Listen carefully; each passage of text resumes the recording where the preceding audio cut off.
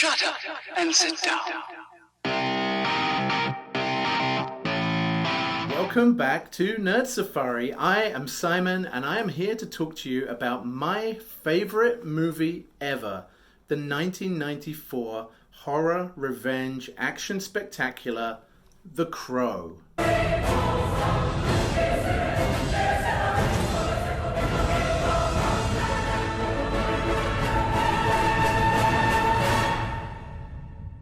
So I saw this movie when I was 19 years old, and I was so obsessed with it. I was working a job that literally paid minimum wage, and I drove for 4 hours to go to a specific leather merchant to buy a leather coat that cost me $600. That was like 2 months' wages in those days for me, and I just had to have the Eric Draven, or if you're going to be super technical, Tintin's coat from the movie. And as you can see, 26 years later, I'm still wearing it. I can still rock it. Murder, man! Murder! Let me tell you about it. It's fun. It's easy. You gonna learn all about it. Even more embarrassing for me was when I was a little bit older, I was known to maybe have a couple of drinks, put on a full face of Crow makeup, and just go running down the streets of small town England like I was hunting Top Dollar and his crew. Yeah, not a good look. Victims, aren't we all? But, remarkably through all of that craziness, I actually found a lady and got married, and I got married the night before Halloween on Devil's Night. So firstly, before you do anything else, if you haven't read the Crow graphic novels, check them out. Go read them now. I'll still be here. No, I'm not joking. Go. Go. So now that you've read the graphic novels, you can agree with me that they are visually stunning in black and white. And Alex Proyer, the director of the movie, wanted to use the same type of style in the movie, have everything black and white. And the executives at the production company refused that. They said, no, there's got to be some color in this as well. Which is why he went for the kind of muted monochromes with grays and reds in there as well. But I think it looks very comic book still, and particularly when you bear in mind the time period, we had all just been feasting on Tim Burton's Batman movies, and this has a really, really similar look and feel to Tim Burton's Gotham City. Now, as well as the visuals, I think this movie has some of the most impressive acting in any movie that I've seen, and particularly from Brandon Lee, who obviously, tragically, this was his last role. And it's so sad because he perfectly blends comedy and horror and just being a victim with being an avenger. And I think he nails it in this movie more than anyone else could have done. Now, regardless of whether you like rock music or not, you've got to spin the soundtrack for this movie a couple of times as well. It is phenomenal. The title track by The Cure, it's called Burn. It won them legions of new fans just by the exposure that they got being attached to this movie. They barely ever play that song live. The first time they played it live after the movie was 19 years later, and they just played it again recently for a second time.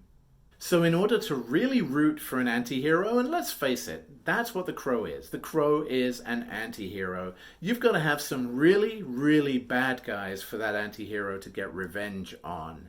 And I think this movie delivers in spades. You've got people like Skank, like Tintin, like T-Bird, like Funboy. But best of all, for me, are Michael Wincott as Top Dollar and his crazy, twisted, mystical sister.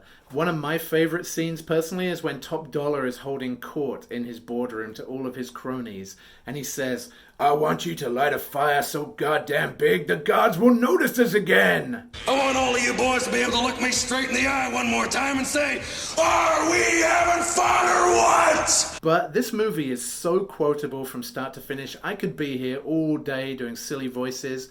Instead, let's talk trivia. Now, sadly, it's impossible to talk about this amazing movie without talking about Brandon Lee's tragic death. And if you didn't know, Brandon Lee, the star of the movie, was sadly killed due to a malfunctioning prop gun. But there was some good to come out of this terrible tragedy. After Brandon Lee's death, gun legislation around movies actually changed and made it illegal for any actor to point and fire a weapon at any other actor, whether it contained blanks or anything else. So anytime in a feature movie you see an actor point at another actor and fire, that's camera trickery, the gun's actually pointed another way off, or maybe CGI or something else. No longer can an actor actually point and shoot even a prop weapon towards another actor. Talking of trickery, none of the birds used in the movie are actually crows. They were all ravens. Ravens are actually much bigger than crows and make that caw-caw noise that you hear in the movie. So none of them were crows. Here is another fun fact for you. One of the ravens from the first movie actually went on to star in the 3 subsequent Crow movies. You could say that the raven was the most consistent actor across the whole franchise. The hell that thing get in here? Another angle of trickery here was that the car chase scene with T-Bird's famous Thunderbird was actually filmed using miniatures. They just didn't have the budget to film a full-scale car chase. So the car chase scene and even the scenes where you see the cities burning are all just filmed using models. Does Top Dollar's nightclub look familiar to you? Well, maybe if you're a fan of other comic book movies or video game themed movies, it might, because that same nightclub was featured in the Teenage Mutant Ninja Turtles movie in 1990, that was Shredder's Lair, and in the Super Mario Brothers movie in 1993. Now this movie gets me in the feels every single time I watch it, and most of that is to do with the character of Sarah. Now, she was effectively orphaned even before this when she was hanging out with Shelley and Eric because her mother was completely absent and a drug addict. Now, it just breaks my heart to see the kindness of strangers to Sarah. You've got Officer Albrecht buying her hot dogs. You've got Eric himself. But most of all, the scene that I find just emotionally wrecks me every single time is when Darla has been saved. She's making breakfast for Sarah in the morning, and she asks Sarah what type of eggs she would like. And Sarah has this moment where she's on a knife edge. She's got the opportunity to get her mother back, but she's so angry at everything that's happened in the past, she almost walks away from that opportunity. And then the famous line, "Over easy. I like them over easy."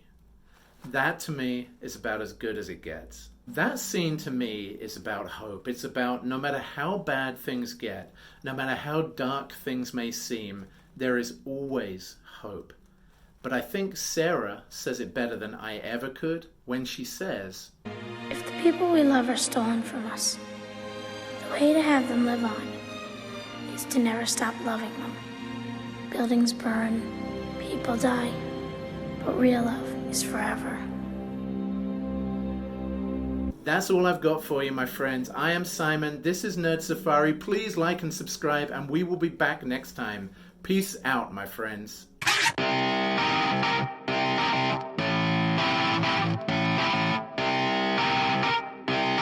Shut up and sit down.